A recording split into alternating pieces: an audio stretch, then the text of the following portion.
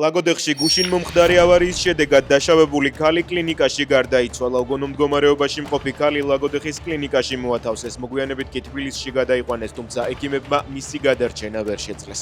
ავტოსაგზაო შემთხვევის დროს ერთმანეთს ტრაილერი და მსუბუქი ავტომობილი შეეჯახა. მანქანაში დედაშვილი იმყოფებოდა. ახალგაზრდა ბიჭი ადგილზე დაიღუპა.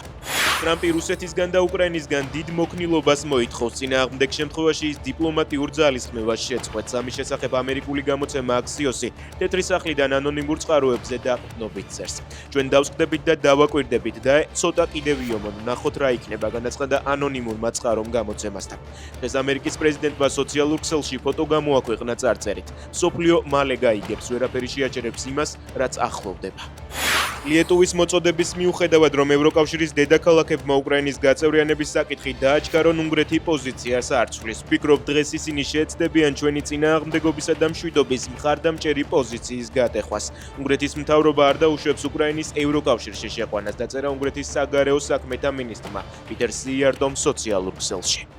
მოსკოვის გარეუბანში ექსპერიმენტული ქიმიური ქარხნისა და საყოფაცხოვრებო ქიმიკატების გამყიდველი კომპანიის საწყობები დაიწვა. შენობაში ბევრი აალებადი მასალა იყო, რამ გამოიწვია ცეცხლის გაჩენა ჯერჯერობით უცნობია.